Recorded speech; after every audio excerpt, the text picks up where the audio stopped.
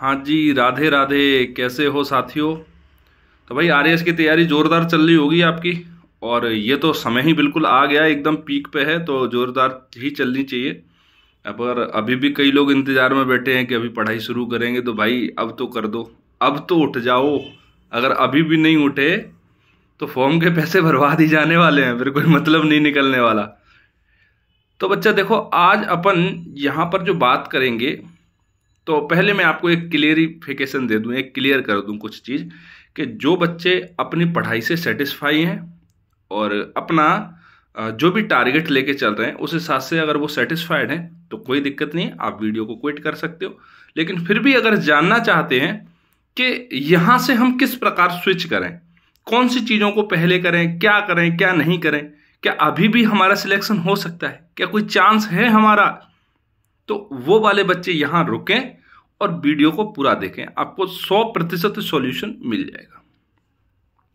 तो देखो साथियों, हमेशा कोई भी जब एग्जामिनेशन होता है तो कोई भी एग्जामिनर होता है वो इंपॉर्टेंट टॉपिक्स को उठाता है, ठीक। और आपको कैसे पता लगेगा कि कौन सा टॉपिक आपके लिए मोस्ट इंपॉर्टेंट है, या फिर आप डायरेक्ट ही किस तरह से आपकी सब्जेक्ट के मोस्ट इंपॉर्टेंट पॉइंट तक पहुंच सकते हो, तो उसका सबसे बढ़िया माध्यम है आपके लास्ट ईयर क्वेश्चन पेपर। अब आपके लास्ट ईयर के क्वेश्चन पेपर्स को देखने का थोड़ा सा नजरिया बदल जाएगा। जैसे मैं बता रहा हूं वैसे वैसे करना, डेफिनेटली आप सिलेक्शन के बहुत क्लोज पहुंच जाओगे, आपका सिलेक्शन हो जाएगा। यदि अब तक आपने कुछ नहीं कर पाए हैं तो भी देखो भाई, सबसे पहले आप सन 2010 के बाद से जितने भी आरएएस के पेपर हुए हैं सबको उठाओ। सबके जो क्वेश्चन पूछे हैं डायरेक्ट, उनकी तो डिटेलिंग आपको करनी ही करनी है। उसके साथ साथ जो 4 ऑप्शन दे रखे हैं ए, बी, सी और डी, चारों की आपको डिटेलिंग करनी है। समझना मैं क्या कह रहा हूं। जो क्वेश्चन में पूछा है उस चीज की तो डिटेलिंग करनी ही है, उस चीज को तो डिटेल में करना ही करना है। उसके अलावा ए, बी, सी और डी जो चारों ऑप्शन दे रखे हैं उन ऑप्शंस को भी डिटेलिंग में पढ़ना। उसके बाद पिछले 5 वर्षों में, या फिर कहूं तो जब से कोरोना शुरू हुआ है तब से लेके अब तक आरपीएससी ने जितने भी क्वेश्चन पेपर हेल्ड करवाए हैं, चाहे वो भले ही सीईटी का क्यों ना हो, उनकी भी आपको डिटेलिंग करनी है, बिल्कुल कंप्लीट। यदि आप इतना कर लोगे ना बेटा, तो मैं बता रहा हूं आरएएस का अगली बार आने वाला 40% का क्वेश्चन पेपर आपको रखा मिल जाएगा। 40% क्वेश्चन पेपर रखा मिल जाएगा। ये भी बहुत बड़ा टास्क है, छोटा नहीं है। और जब आप ये काम कर लोगे तो उसके बाद आना अपने सब्जेक्ट पे, या फिर पैरेलली चलने देना। जैसे आधे दिन में आप क्वेश्चंस को करो और आधे दिन में आप सब्जेक्ट को करो। सब्जेक्ट को करने का आपका क्रम रहेगा, सबसे पहले पॉलिटी को खत्म करो, क्योंकि बहुत इजी सब्जेक्ट है, आप कई बार पढ़ चुके होंगे।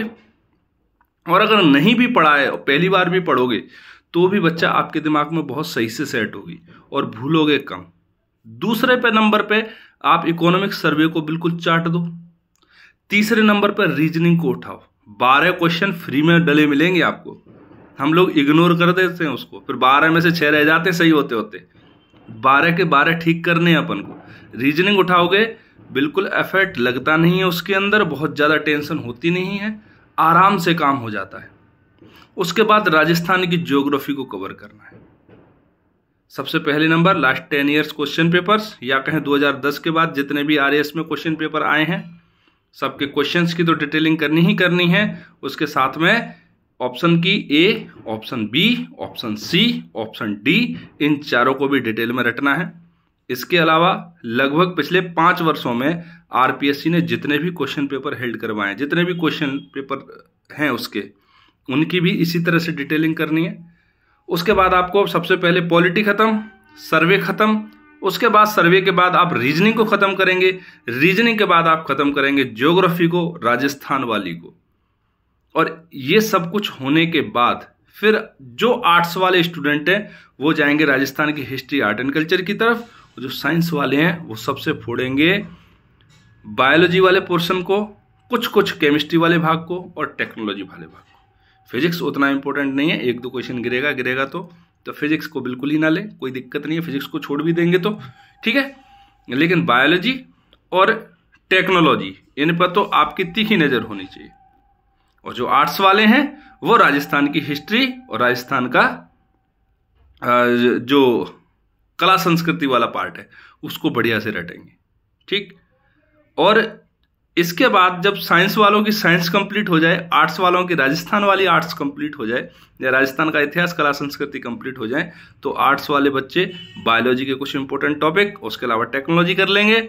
और साइंस वाले राजस्थान हिस्ट्री के एक तो जो सभ्यता है वो वाले पार्ट, और उसके अलावा आधुनिक राजस्थान का जो इतिहास है उसको कंप्लीट कर लेंगे।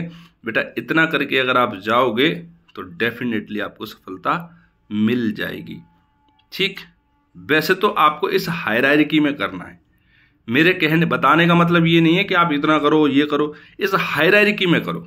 और इस हायरार्की में जब आप करोगे तो कॉन्फिडेंस भी बूस्ट होगा, आपको सफलता भी मिलेगी। इस बात को मैं एश्योर करता हूं बेटा, अगर आप ठीक से करेंगे। और अभी भी उतना समय नहीं गया, अभी भी आपके पास पूरा जनवरी का महीना है, लगभग अभी भी आपके पास 44-45 दिन का समय बाकी है। और अगर आप एक दिन में 12 से 14 घंटे की स्टडी करते हो तो अभी भी आपके पास काफ़ी अच्छा खासा समय है। अगर आपने ठीक ठाक भी पढ़ाई कर रखी है तो अभी भी आपका प्रीलिम्स क्वालिफाई हो सकता है, टेंशन लेने की बात ज़्यादा नहीं है, ठीक है बच्चा। तो उम्मीद करता हूं कि आप में से किसी एक बच्चे की भी अगर मैं समस्या का समाधान कर पाया हूं तो मेरा वीडियो बनाना सार्थक है। अब आपसे मिलते हैं अगले वीडियो में, तब तक के लिए जय हिंद, जय भारत।